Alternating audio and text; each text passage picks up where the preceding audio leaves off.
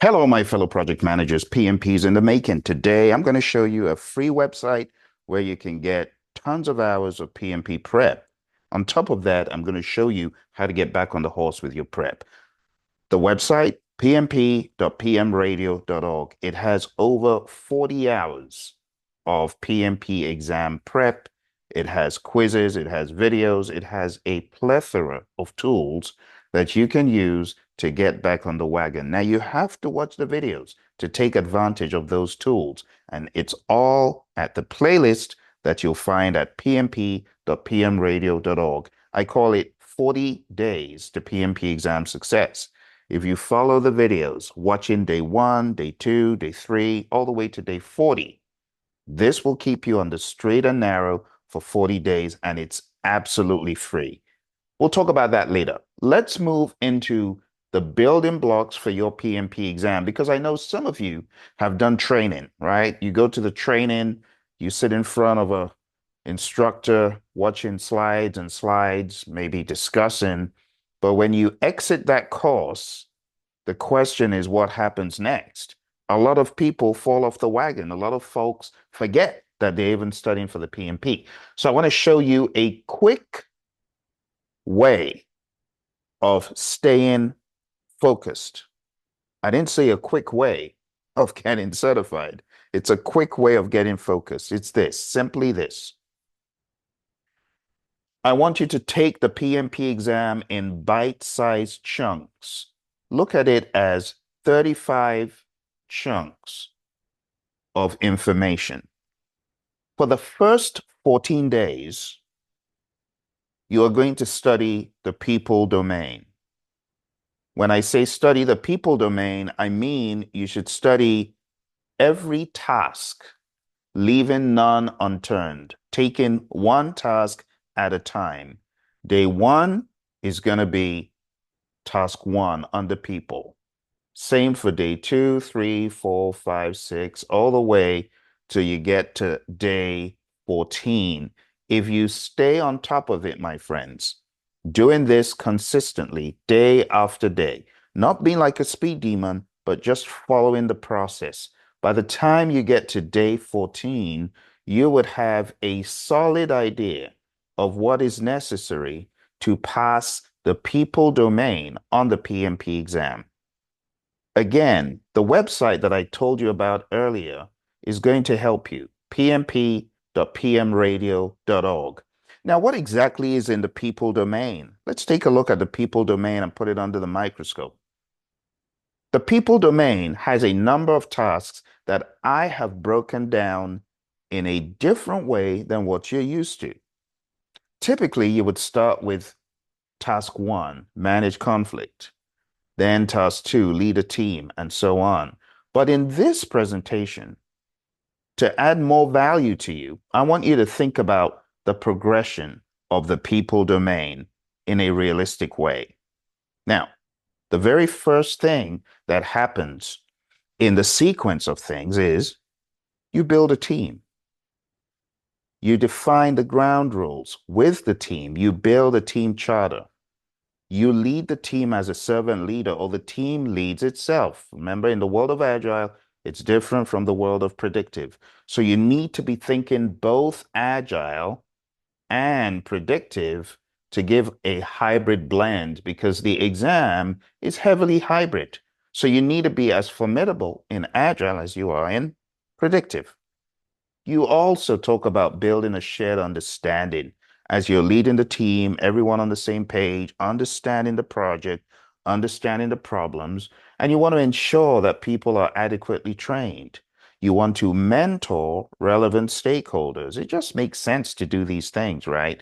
But a lot of people don't remember that the project manager in the world of the PMI is not a baby project manager. This is someone who has the ability to apply resources to the project and is responsible for mentoring, coaching, training, inspiring the team. Okay. We talk about empowerment. You need to have power before you empower, right? So task 4 looks at the project manager as someone who should empower the team, give power to others, delegate within their realm of strength. Now we can talk about managing conflict. We also are big on the idea of virtual teams because that's how everyone works these days. Companies worldwide understand the importance of virtual team members. Task 9, collaborate with stakeholders. Remember, the Agile Manifesto values and principles also apply here. Customer collaboration over contract negotiation. So I want you to be hyper aware of Agile, Agile, even in all of these discussions, not just predictive. Task 7 is all about impediments, obstacles, and blockers. We call them problems in the world of predictive. We use the colorful word impediment in the world of Agile, but an impediment could be an obstacle, something that you can go over, a blocker, something that stops you dead in your tracks, or an impediment that actually just slows you down. It's not that you're not moving, you're still moving, but you're slowed down. So I like the classifications that we bring to light in the world of Agile. We don't really use those words in the world of predictive, but on this exam, you got to be able to roll with all the lingo. They'll throw lingo from Agile, lingo from predictive, a goulash. You can have a mix in a question. So you need to be all over this stuff. Support team performance as a project manager, promote team performance through the application of EI, understanding emotional intelligence, what it means, understanding it by going below the surface level.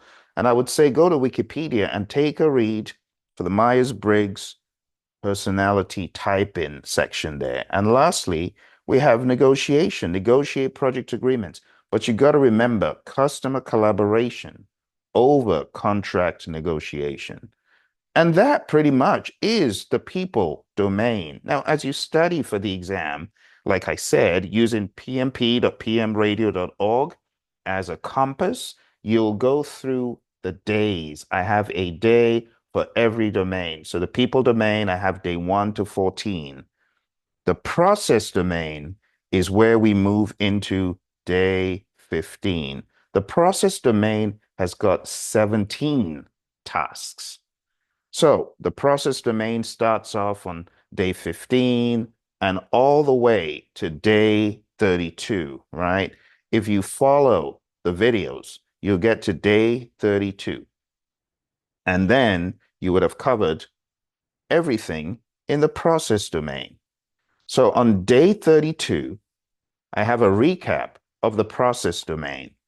The process domain is the domain that a lot of people have difficulty with on the PMP exam. The reason is a lot of individuals who study do not go into the 49 processes, traditional project management that's talked about in Process Groups of Practice Guide, also talked about in previous PMBOK guides, 6th edition.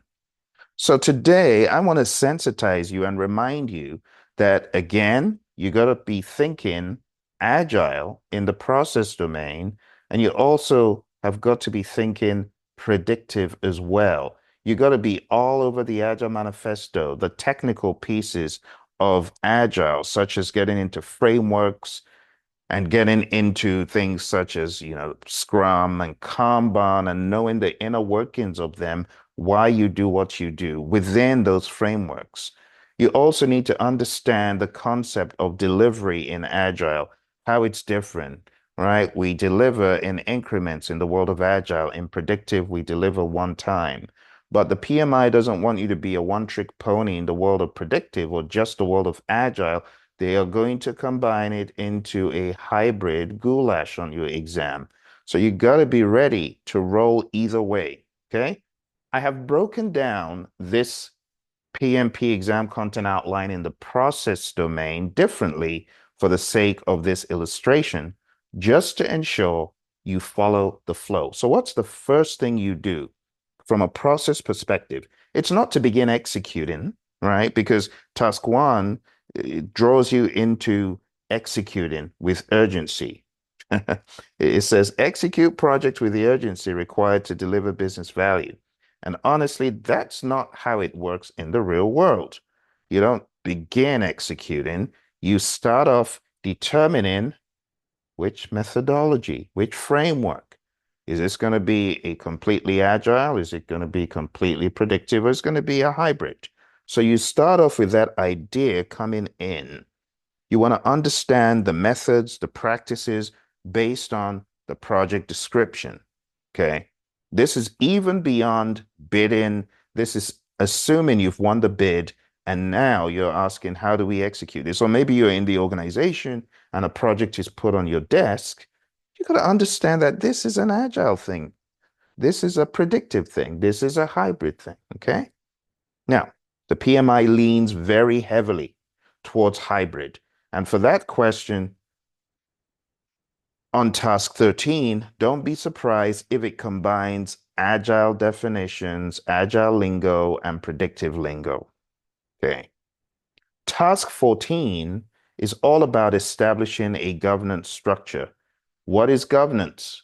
The PMI say in the PMBOK 6, governance is a framework within which authority is exercised. So you got to give people a framework. You got to help them understand these are the bounds of your authority. You cannot go outside of this box. So authority needs to be described, defined in a framework, and that's what governance is all about. Task 9 is about integration. You got to integrate all the moving parts of the project. Task 17 is about managing the phases, managing and planning. So it says plan and manage project or phase, closure or transitions. So here you're going to be proactive in thinking, how are we going to close out the phase? How are we going to transition? What are the stage gates or the phase gates, the phase exits, the stage gates, and the phase end reviews, as we call them, or milestones or kill points? All of those are definitions that you should be familiar with because there's a progression moving from one phase to the other. Task 8 is about managing scope, planning and managing scope. So when you think about this, this is very important. I'm going to say this a few times so that you understand what is expected of you. When you approach scope, you got to ask, what are the 1, 2, 3, 4, 5, 6 ways, 6 steps to this task? I want you to drill down and really get into it, lean into it. Do you know the 6 tasks, or I should say the 6 processes for scope? If you don't, then that's a red light right there that tells me you're not quite exam ready. Not everyone who goes into the exam and passes the exam knows every one of the processes, but I want to challenge you to know them. And I want to challenge you to know the why behind them. For example, planning and managing scope. There are 6 things the PMI recommends. Plan scope management, collect requirements, define the scope, create the WBS, validate the scope, and control the scope. And you gotta lean in and know what these mean, know the major outputs you're getting and why. This is gonna help you be bulletproof and not loosey-goosey as you're going in. You gotta be very prescriptive and measured so you can kill this exam. Okay? So when you get to each task, ask the question, which knowledge area does this relate to? What are the processes to do this thing? And in the world of Agile, how do we approach this? Are you following, my friends? Okay? So for task 8, for example, plan and manage scope.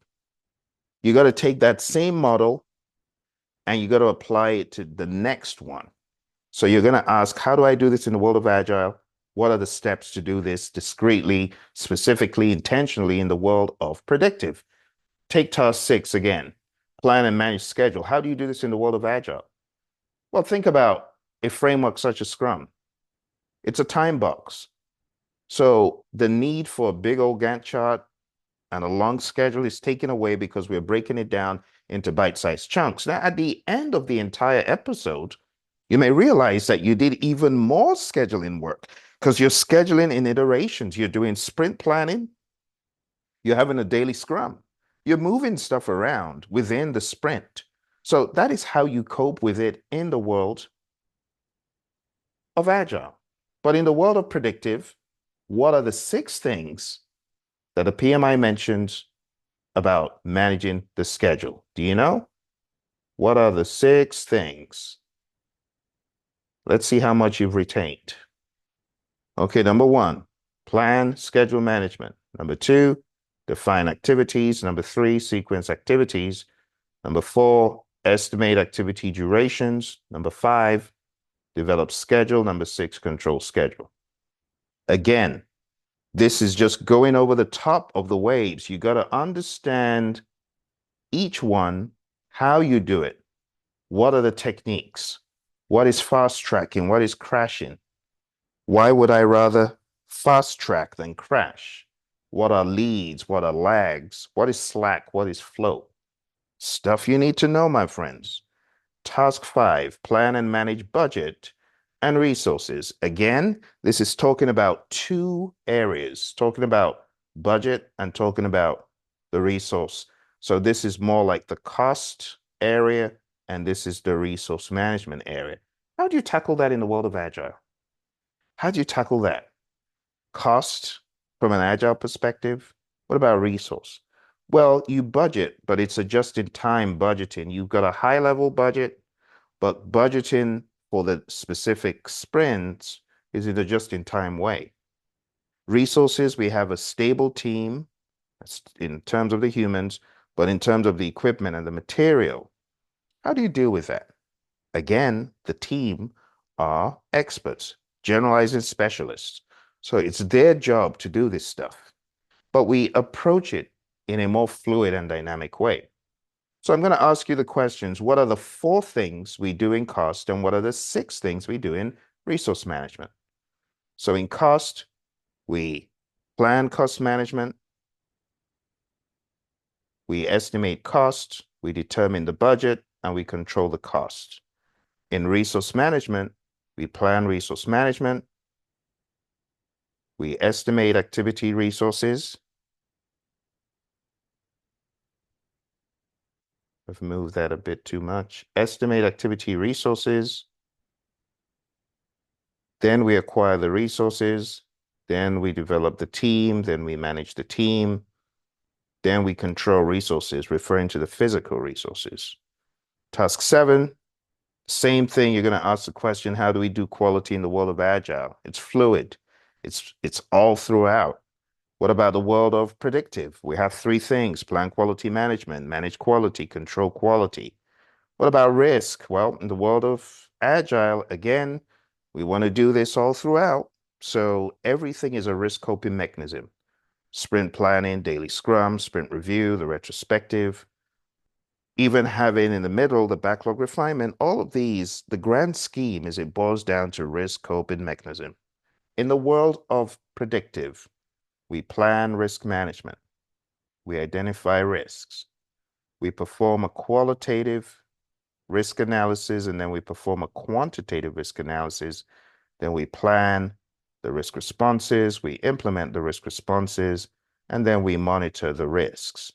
You got to understand all of this. This is loaded. This is actually another 2 to 3 hours if I was going to go down the rabbit hole of risk. So for those of you who have not done a deep dive into this stuff, I want to recommend that in addition to the pmp.pmradio.org, you might want to go to the tinyurl.com/elite PMP. And then you'll be able to take my online course, which is loaded with all of this depth, because there's just so much I can cover here and on pmp.pmradio.org. So if you really want to go deep as you're studying this stuff with me, going down to the Elite PMP, tinyurl.com/Elite PMP. Okay. Do the same for procurement. From an Agile perspective, we have flexible contracts. From a predictive, we plan procurement management, conduct procurements, and we control procurements. Now we get to task 1, execute the project with urgency required to deliver business value. So now we're talking about executing. Executing, whether you're working with an Agile approach or a predictive approach, pretty much executing is executing. You have to lead. You have to be a servant leader. You have to rally the troops. Okay. The key thing is value. We want to deliver value. We don't just want to do for doing's sake. Task 16, ensure knowledge transfer for project continuity. Ensure that everyone knows what's going on. Task 15, manage project issues. This is very similar to the impediment removal stuff we were talking about, but we actually have an issue log, and this is tackled in the direct and manage project work process. Task 10, manage project changes. This is tackled in the perform integrated change control process within the predictive piece. In the Agile piece, Agile is a change coping mechanism. So all throughout an Agile endeavor, we should be doing this on a daily basis. Task 12, manage project artifacts. In the world of Agile, we have certain artifacts. We have product backlogs, or you could say backlogs. We have sprint backlogs or iteration backlogs. We have the potentially shippable increments. Some people would also say the MVP, the most minimum valuable product, the minimum marketable features, and the minimum marketable product. They're all examples of this. You could also argue that in the predictive world, we have the baselines, we have the plans, the subsidiary plans, and the baselines.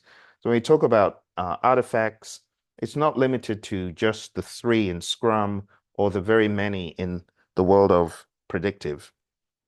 You can also argue that burn charts in the world of Agile, burn up charts, burn down charts could be looked at as that as well. Task 2, manage communications. In the world of predictive, we plan communications management, we manage communications, and we monitor communications. But in the world of Agile, we're not as prescriptive with the communications, but we definitely have a communication engine daily, which is a daily Scrum, and that is for the developers in the world of Scrum. But we can also model that all throughout the other frameworks in Agile, so be aware of that. Task 4, engage stakeholders. It's a no-brainer. In the world of predictive, you want to identify stakeholders, you want to plan stakeholder engagement, you want to monitor stakeholder engagement, or manage first stakeholder engagement and then monitor stakeholder engagement. And that's how you're going to approach this from an Agile perspective. You need to be all over it. It says business people and developers should work together daily throughout the project. So you're going to work daily with your stakeholders. So my friends, once you understand the process domain, you are closer to your goal. And the process domain, 32 day 32, that's where you're going to get to. Remember, day 32, or actually day 31. I think I misspoke there because we have 17 things in process. So I beg your pardon, 17 and 14. So this will actually be day 31, come to think of it, not day 32. By day 32, you should be moving into the business domain. So day 32 is the business domain. Yes, business. And the business domain will just be 32, 33, 34, and boom, 35. That makes sense now. Good. So day 32 is when you begin the business domain. And hopefully this is when you are going to also have a recap on what you did in the process domain before moving on. So let's move into the business domain, the final one. So this will be starting on day 32 for you, and this is just 4 tasks. Task 1, plan and manage project compliance. Every good project manager should be thinking compliance. Are there rules, regulations, laws, things that we need to comply with? And we can go pretty deep on this when you go to pmp.pmradio.org or the Elite PMP. Task 2, evaluate and deliver project benefits and value. It just makes sense. Ensure that you're delivering the value and the benefits. Don't just do the project, but ask, did we deliver the value, the expected value? Task 3, evaluate and address the business environment changes for the impact on scope. So you always want to be making sure that you are evaluating and addressing what is happening in the business environment, the geopolitical, the commercial, always looking at the environment and considering the environment as your project proceeds. Last but not least, we have support organizational change. And they should ask the question, how does my project impact the firm? And how does the firm impact my project? You need to look at it with a wide lens. And there you have it, my friends. Those are the 35 tasks.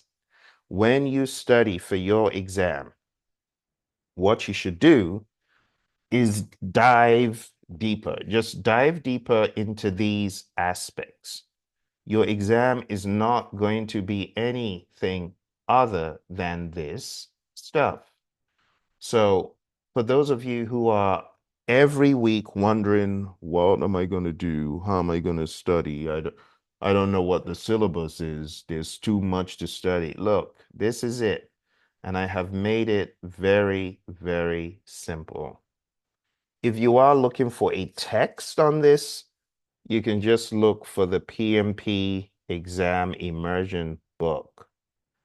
And the PMP exam immersion book, you can find that, you can get a PDF of that on the Praizion, Praizion.com website. That's a book that covers all of this stuff. I mean, everything. I mean, we cover it from an agile perspective, we cover it from a predictive perspective. So if you just Google PMP exam immersion, or you go to Amazon and look for it. Amazon is probably a better place to go for it. And we have a couple of editions of this, but you want to look for the one on Amazon if you're into hard copies. If you're into soft copies, go to the Praizion website. This is what the book looks like. Let me share that with you. The book looks like this. It's called PMP Exam Immersion. And it takes away the need for multiple, like several books. This is everything predictive and agile, going like hyper deep into each of these areas. Okay. So I would recommend that. If you need a PMP study guide that will take you through agile thinking and predictive thinking. Now, just to fine tune your focus one more time, let's look at the PMP exam content outline right here. So you get some further clarity. Okay. So this is the stuff that we just looked at in a different way now, right? So the people domain, these are the 14 tasks: manage conflict, lead a team, all the way down to task 14. The process domain, we have 17, everything from execute project with urgency all the way down to plan and manage project or phase closure. And lastly, the business environment. What I'm telling you, my friends, is daily pick a task. And honestly, you don't have to do these in the order PMI have them. You saw in my review just now, I went through them in logical order of occurrence. You could also do that, but just take one a day, and get down to the bottom of it. Finish it off. Make sure that you're really solid in it. And then move to the next day. Move to the next day. On and on and on like that. If those of you who do not have a system of quizzing yourself and ensuring that you got these exams down pat are interested in a system that can do that, there's another system called pmpdoctor.com, and it has quizzes for each task, task one, task two. So that's also another alternative that you may want to add to the mix, pmpdoctor.com. Okay. And that just focuses on mock exams and quizzes. So there are 35 quizzes, one for each day, to make sure you are truly going through the right motions and understanding it. Okay. So I'm hoping that this is giving you some context and ideas to help you ace the exam. Again, for the quizzes and the mocks, you can go to pmpdoctor.com. This has 35 tasks quizzes for all the tasks, like one after the other. And then we have two final 180 question mock exams. Okay. And don't forget all the other links that I shared. You've got the Elite PMP, and then you also have in the very beginning, I shared with you PMP Radio. You've also got the pmp.pmradio.org. All right. So I hope this gives you guidance. For those of you who are students, you already have access to a lot of these tools. What you need to do is just study a task a day, a task a day, a task a day. Agile perspective, predictive perspective. And again, the immersion book will help keep you on the straight and narrow, because I do agree there is a lot of content. Yes, there is. But if you're studying intentionally, like hitting one task a day and, reading the book, watching the video, reading the book, following along, taking the quiz at PMP Doctor, just ensure you're killing each task. Don't move away from that task until you are absolutely certain that you have nailed it. You have to go into a reasonable level of depth. You can't just do this stuff at this on the surface, although some people do, but that's not how to progress. Go as deep as you need to. For example, when we get into this world of people domain, manage conflict, just this could take you upwards of 30 to 40 minutes to master conveniently. Reading the book, watching the video, taking the quizzes, and mastering the Thomas Kilmann conflict mode instrument, for example. So the Thomas Kilmann conflict mode instrument, my friends, remember we have withdraw or avoid. You remember all those? Compromise or reconcile, right? Withdraw or avoid. That's just one of the ways. Compromise or reconcile, right? Force or direct. Collaborate or problem solve. And then we have smooth or accommodate. And this is just one. Can, can you imagine that?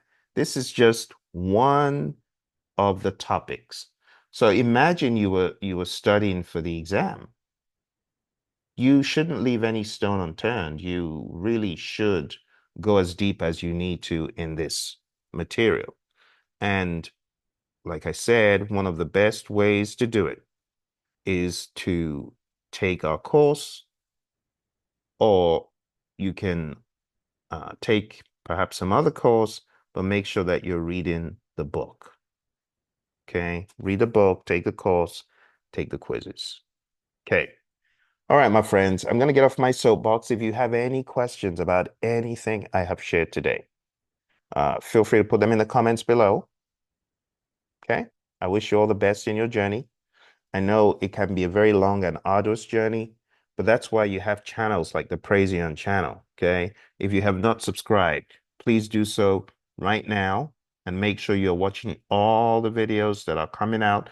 Go back to the past 12 months of videos on the Praizion channel and just keep watching and absorb it. Okay. It's very straightforward. Very straightforward. 35 tasks. Okay.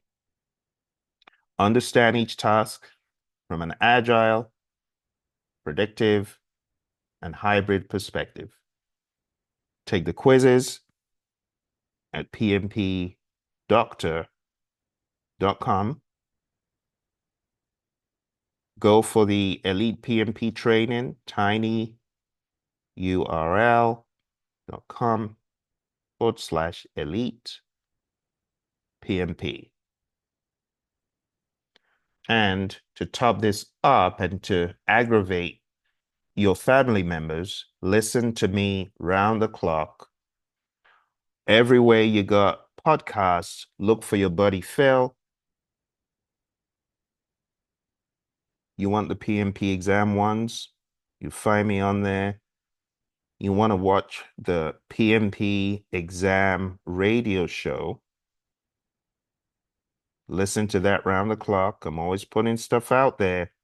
And you can also listen to 40 days to PMP.